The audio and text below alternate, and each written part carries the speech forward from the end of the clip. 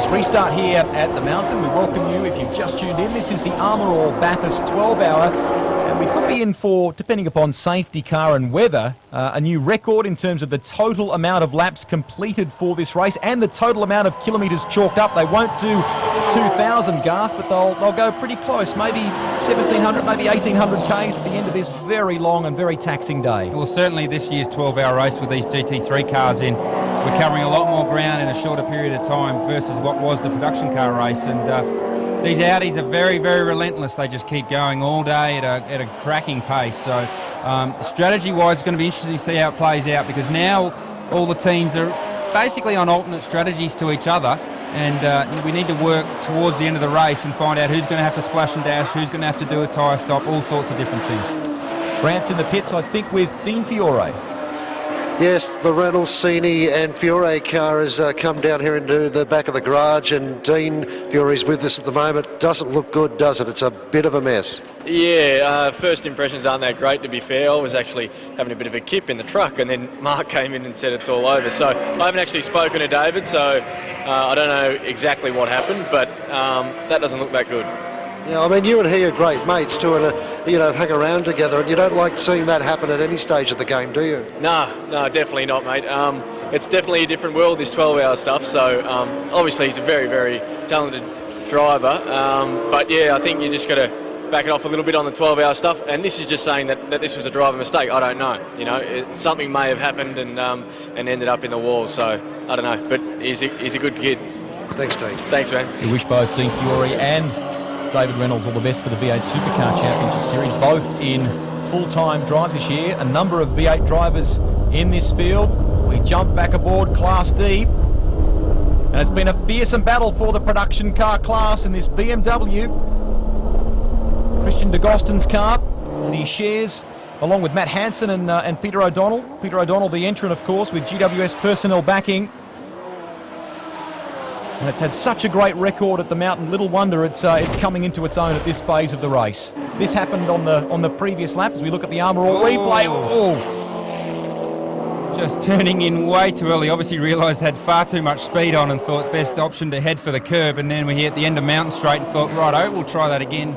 Maybe under control a little more, and nicely gets the job done. Nice and settled up the inside, and takes the class lead of Class D. Gary Holt, Paul Morris and John Bow winning the race in 2010 in that very car. As we take a look at Beric Linton's BMW. Richard Corbett, we believe, has the spy cam glasses on, so let's take that view for you. You can see the M3 here being a production-based car, still running the 5-stud system. Not like the centre lock system you see on the GT3 cars and on the Australian V8 supercars. So pit stops take a little bit longer, or tyre stops take a little bit longer than normal. Quick check here of the pads, making sure there's enough pad material, there's enough brake rotor. Yep, still got a shock absorber in there. Whack a new tyre on. And NASCAR style too, the way they apply the jack under the car. So the same 90-second rule applies for the class cars as well as what we see with the outright GT3 cars. So certainly, although it looks a lot different to what we're used to with V8 supercar pit stops and endurance racing pit stops, much, much safer than trying to get those wheel studs all started in a hurry. Don't kid yourself, it's still very busy there, but there is a slight element of calm in those situations. You have a bit more time to play with in the way that the pit stop plays out. This is the leader of Class B, as it's been for pretty much the entire day. Roger Largo, Matt Kingsley and Dave Russell, the 997 GT3 Cup entry.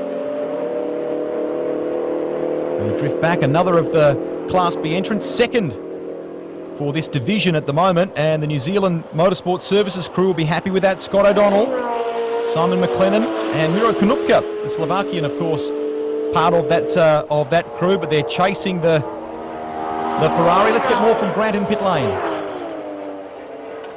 We're lingering down at the 12 car that's being taken off the back of the tow truck at the moment. This is the front tyre off the car. You can see it's copped an absolute pounding as it's got into the wall. But to give you an idea of the impact, this used to be a Porsche rotor, and you can see it's not the thinnest thing on the face of the planet, so it gives you an idea of how hard it went into the wall, and as a result, what sort of impact the driver would have felt through his hands at the same time. And that's why this car's out of the race. When you start breaking rotors that thick, you know that you've hit with some serious velocity.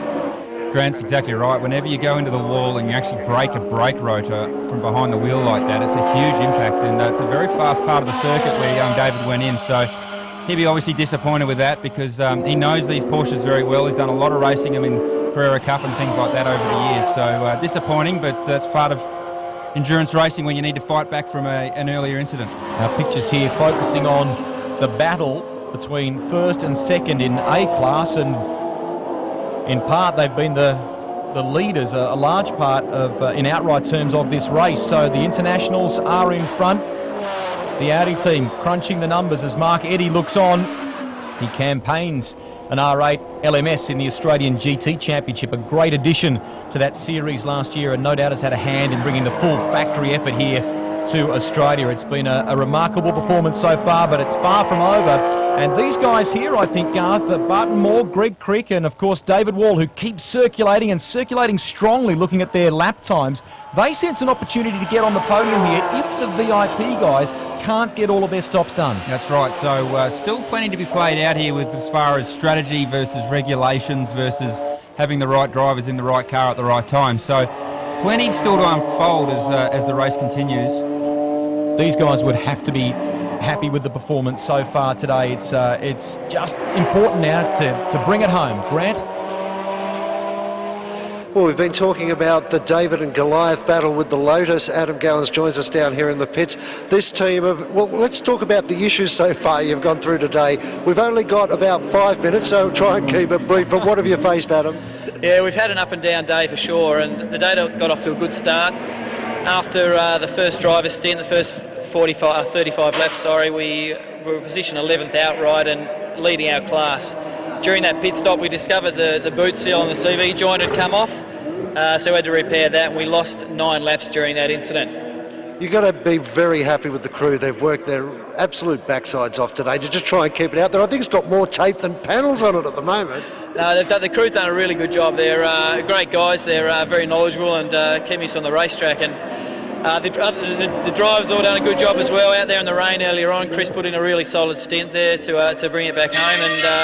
And then unfortunately I was out there having a bit of a dice with one of the Porsches in Group B and went for a bit of a passing move, and the ABS sort of clicked in the front, and for some reason the rear locked up and sort of spat me into the fence. So that's why all the tape's on the front of the Lotus. And but fortunately we're back out there, and hopefully we can finish the race. Adam talking about Chris Lillington-Price there before, and the stint that he had. And that's a bit of a bigger set of wheels for Adam. He's normally used to the smaller confines of an Aussie racing car, where he's done exceptionally well. 26, Peter O'Donnell, the GWS personnel entry. The drivers Bruce Tomlinson, Jeff Fontaine and Richard Gartner, the BMW. We know already about the dramas that have unfortunately happened for the little Astra in that class as we take a look. 7 seconds now, just looking at the timing monitor between first and second between the Audis at this stage of the race. It's going to be a great finish.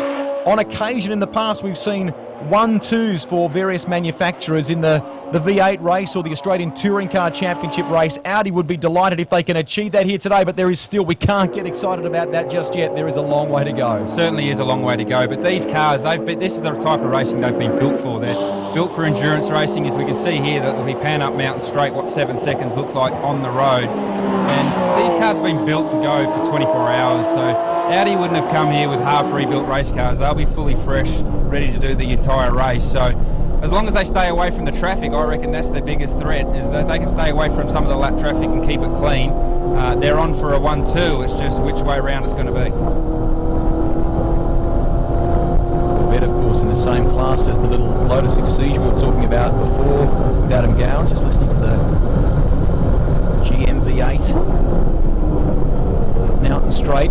Hard to imagine that a 7-litre Corvette would be in the same class as a little 1.8-litre Lotus Exige, but it's one of the great things about this race is the diversity across the fields and diversity within the classes. And you know, both these cars have had incredible issues to deal with over the day, but they're still going.